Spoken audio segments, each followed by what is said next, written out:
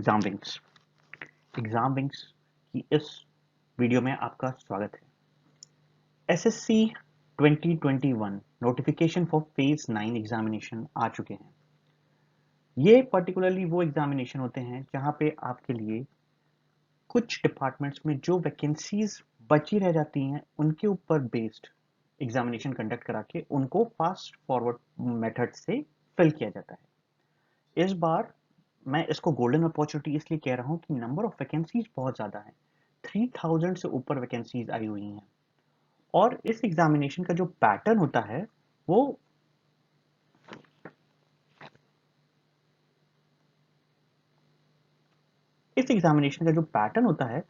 काफ़ी सिंपल और straight forward होता है।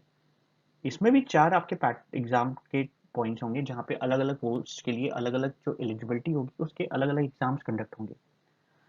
क्या क्या प्रोसीजर है, कैसे एग्जामिनेशन होगा, कहाँ वैकेंसी आई हुई है, ये सारी चीज़ें अभी हम इस वीडियो में डिटेल में बात करेंगे।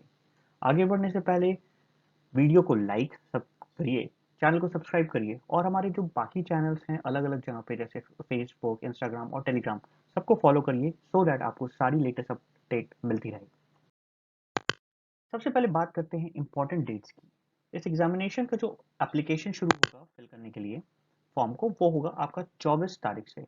24 सितंबर से फॉर्म फिल शुरू हो चुका है और लास्ट डेट जो है वो 25 अक्टूबर को है। और इस बात का बहुत ध्यान रखिएगा क्योंकि ये एसएससी का फॉर्म है, ये 12 बजे रात तक नहीं फिल होगा, ये 5 बजे शाम को बंद हो जाएगा। ये जो एग्जामिनेशन कंडक्ट हो रहा है इस बार एसएससी ही कंडक्ट करा रहा है। जो हम बात कर रहे थे कि नेशनल इंस्टीट्यूट कराएगा या फिर नीट, जो जिस तरह की बातें हो रही थी उस तरह की चीज़ें अभी नहीं बाहर आई हैं। तो हो सकता है कि एसएससी सीजीएल का जो एग्ज़ाम हो वो भी इस बार एसएससी ही कंडक्ट कराए, ना कि कोई दूसरी अथॉरिटी। बट वो अभी देखने की बात है कैसे क्या होता है।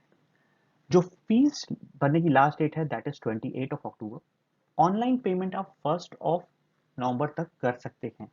लेकिन एसएससी के बारे में ये चीज़ हम सब लोग जानते हैं, कई बार फॉर्म भर चुके होंगे जो लोग फ्रेशर्स हैं वो ये जान जाएं कि एसएससी की साइट्स आखिरी के दिनों में बहुत ही हैंग होती हैं, स्लो चलती हैं, साइट नहीं खुलती हैं।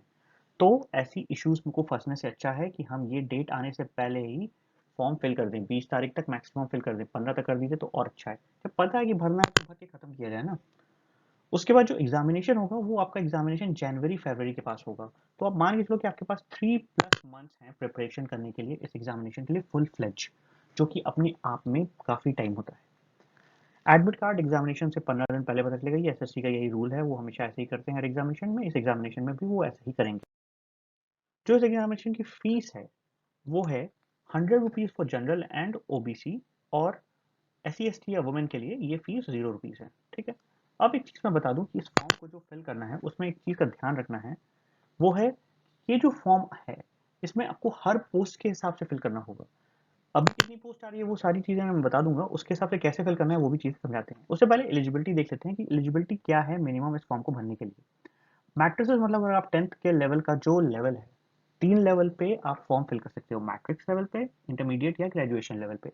अगर आप मैट्रिक्स पे पार्ट फिल करते हो तो आपको 10th में पास होना होगा कोई भी गवर्नमेंट ऑफ इंडिया के रिकॉग्नाइज्ड बोर्ड से, सीबीएसई, यूपी, बिहार, झारखंड, केरल, कोई भी आपका जो भी बोर्ड होगा वहां से आप 10th पास हो तभी आप कर सकते हो। इंटरमीडिएट के लिए आपको 12th पास करना होगा और ग्रेजुएशन के लिए आपको बैचलर डिग्री किसी भी स्ट्रीम में एक यूनिवर्सिटी जो रिकॉग्नाइज्ड हो गवर्नमेंट के रूल्स के अंदर। कई रूल्स होते हैं रिकॉग्नाइज करने के, वो सारे रूल्स के बारे में बात नहीं करूंगा, ये आप जानते होंगे कि आपकी यूनिवर्सिटी रिकॉग्नाइज्ड है। ठीक है। तो ये बेसिक कंडीशन है फिल करने के लिए जो एलिजिबिलिटी है। उसके बाद जो इम्पोर्टेंट पॉइंट है वो है एज की। एज का जो है फैक्टर वो है 18 से 30 ईयर्स के बीच में आप ये फॉर्म फिल कर सकते हो। कुछ ऐसी पोस्ट आई हैं जिसमें 18 तक भी एज मांगा है और कुछ ऐसी पोस्ट हैं जिसमें एज 30 मांगा है। जहाँ पे जो मैं ये कह रहा हूँ टोटल पोस्ट 271 है, वैकेंसी 3000 है। अब इसका मतलब समझिएगा, पोस्ट का मतलब हो गया कि let's say department of external affairs में मेरे पास 2 पोस्ट है। एक पोस्ट है कोई ऑफिसर की और एक है कैंटीन अटेंडेंट की। ठीक है। तो पोस्ट ये होती है, वैकेंसी 2 है, यहाँ 4 है अगर, तो ये वैकेंसी होती है। ठीक है। तो इस तरह से देर आर 271 पोस्ट, 271 पोस्ट है। और आपकी एलिजिबिलिटी आपकी क्वालिफिकेशन के हिसाब से आपको फिल करना होगा कि आप कौन सा फॉर्म फिल कर सकते हो। तो अगर आप लेट से एक फॉर्म फिल कर रहे हो, आप डिपार्टमेंट ऑफ एक्सटर्नल अफेयर्स का फॉर्म फिल कर रहे हो, अगर आप ऑफिसर कैडर के लिए जो भी एक है आप फिल कर सकते हो। आप कैंटीन अटेंडेंट नहीं बनना चाहते हो तो कैंटीन अटेंडेंट अगर आपको नहीं बनना है तो आप सिर्फ एक पोस्ट भरोगे। लेकिन इसी के साथ साथ अगर मैं कहता हूँ कि लेट से कस्टम की भी एक पोस्ट है और आप इसको भी भरना चाहते हो, आप इसको भी पोस्ट करना चाहते हो, तो आपको दो फॉर्म फिल करना पड़ेगा और दोनों के लिए आपको 100 रुपीज देना पड़ेगा।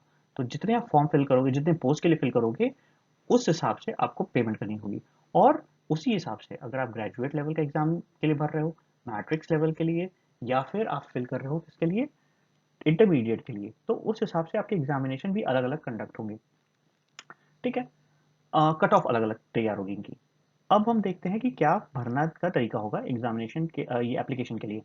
आप SSC.NIC, सॉरी एन है ये,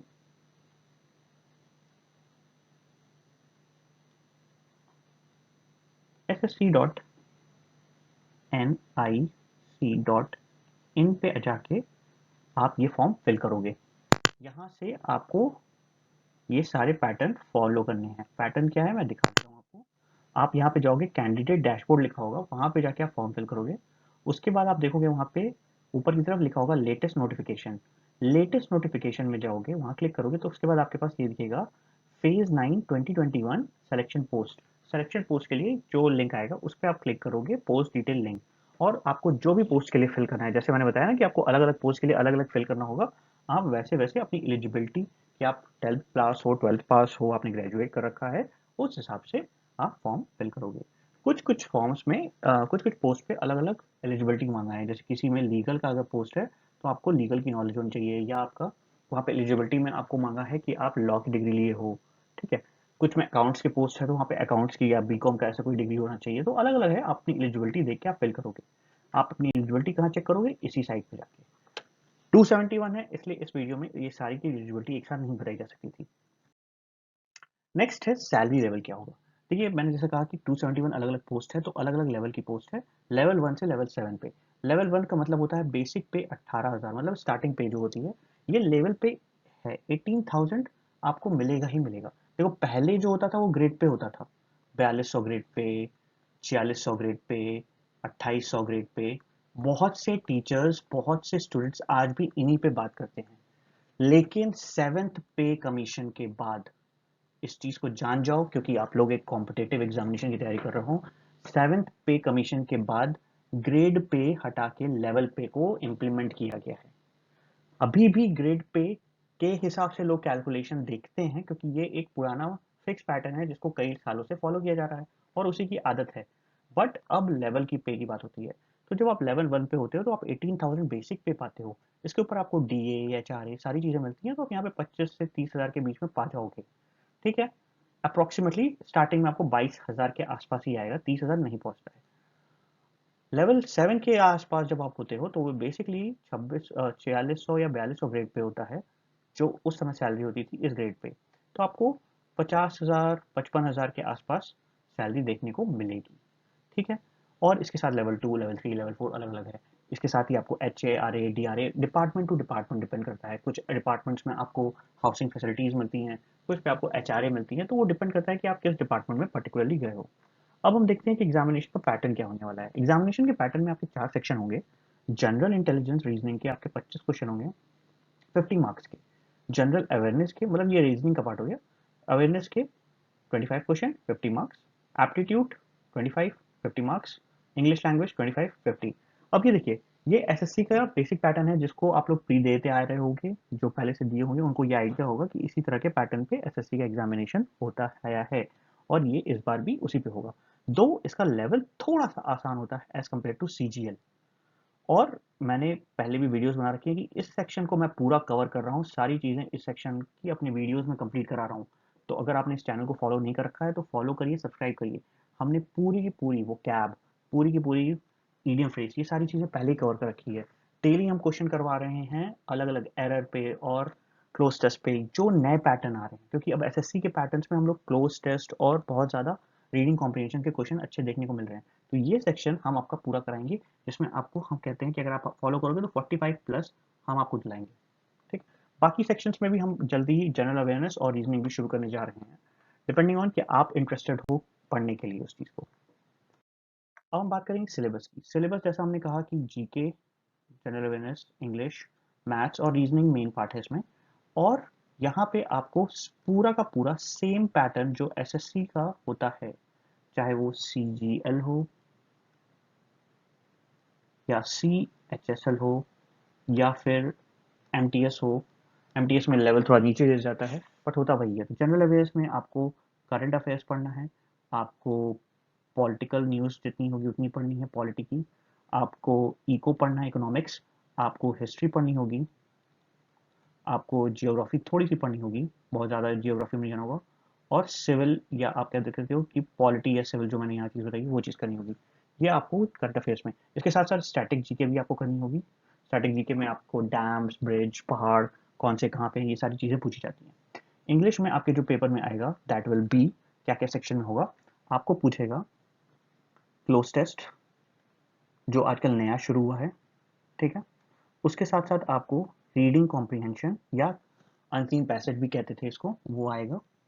इसके साथ साथ आपको वोकैब के क्वेश्चन आएंगे। वोकैब के अच्छा सेक्शन आएगा, 5 से 7 क्वेश्चन यहाँ से आने वाले हैं, जिसमें आपको पूछेगा सिनोनिम, एंटोनिम, आपसे पूछेगा इडियम फ्रेज या फिर स्पेलिंग, इस तरह की चीज़ें वोकैब से देखने को मिलेंगी। उसके बाद आपके ग्रामर के सेक्शन से करीब करीब 5 प्लस क्वेश्चन होंगे, सिर्फ 5 प्लस क्वेश्चन, और जिसमें बेसिकली आपका ये पार्ट आता है कि आपको कन्वर्ट करना होगा फर्स्ट सेंटेंस से सेकंड सेंटेंस में, या एक्टिव वॉइस पैसिव वॉइस, जैसे एक्टिव है तो उसको पैसिव में कैसे कन्वर्ट करेंगे, या फिर हम बात करेंगे, अब बात करेंगे इसमें एरर के क्वेश्चन भी। कुछ कुछ ग्रामर का ही सेक्शन होता है, क्योंकि आपको ग्रामर नहीं आएगी तो आप एरर नहीं फाइंड कर पाओगे। उसके बाद हम आते हैं मैथ्स। मैथ्स में हमारा परसेंटेज होगा, प्रॉफिट लॉस होगा, उसके बाद हमारा एरिया होगा, एवरेज होगा, ट्रेन, स्पीड, टाइम, डिस्टेंस, और डी आई आजकल काफ़ी बढ़ना शुरू हो गया है, क्योंकि पहले डी आई एसएससी के पेपर में नहीं आता था, लेकिन अब डी आई पूछा जा रहा है एसएससी के एग्जामिनेशन में काफ़ी हद तक। इसके साथ साथ आपको सिंप्लीफिकेशन के क्वेश्चन देखने को मिल सकते हैं, सिंप्लीफाई करने होंगे आपको क्वेश्चंस में। ये मेन टॉपिक्स हैं जहाँ पे आपको क्वेश्चन देखने को मिलेंगे। रीजनिंग में आपके पास आएगा फिगर काउंट करने के लिए, आप फिगर काउंट करो। इसके बाद आपको पूछेगा कि आप ये बताओ कि क्या रिलेशन है ब्लड का। पजल आने को देखने को मिलेगी आपको। पजल का लेवल बहुत हाई नहीं होगा, लेकिन पजल आएगी आपको देखने के लिए। इसके साथ ही साथ आपको आ, कुछ क्वेश्चन ऐसे आते हैं जिसमें आपको इन दोनों के बीच में एक रिलेशन पता होता है, और इन दोनों का रिलेशन उसी के बेस पे बनाना होता है, ठीक है। कोडिंग डिकोडिंग आती है, कैलेंडर आता है। तो ये सारे सेक्शंस इंपॉर्टेंट सेक्शन हैं। इसके साथ भी और भी सेक्शंस हैं जो आप डिटेल में, अगर आप नोटिफिकेशन जब देखोगे तो आपको दिख जाएंगे। ये मैं आपको ओवरव्यू बता रहा हूँ कि ये चीज़ आपको करनी ही है अगर आपको सिलेक्शन लेना है। ये सेक्शन हम पूरा कवर कराने के लिए तैयार हैं, गिवन दैट आप अपना टाइम दो, मेहनत दो, वीडियोज़ को देखो, लाइक शेयर सब्सक्राइब करो, तब वो सारी चीज़ें आपको हेल्प आएंगी, ठीक है, ताकि हम भी उसको और तेज़ी से वीडियोज़ को कंटेंट बढ़ा सकें। इसके सिवा एग्जामिनेशन से रिलेटेड आपके पास कोई भी डाउट हो तो आप हमारे इंस्टाग्राम पेज पे, टेलीग्राम पेज पे, या फिर यूट्यूब, फेसबुक, कहीं पे भी कमेंट करके पूछ सकते हो। एग्जामिनेशन की प्रिपरेशन कैसे करनी है, उसके लिए आपको क्या टाइम टेबल फॉलो करना होगा, वो सारी चीज़ें हम आपको बताने के लिए तैयार हैं। आप अपने जो भी क्वेरी हो बस पोस्ट कर दो, ठीक है। All the best, good luck.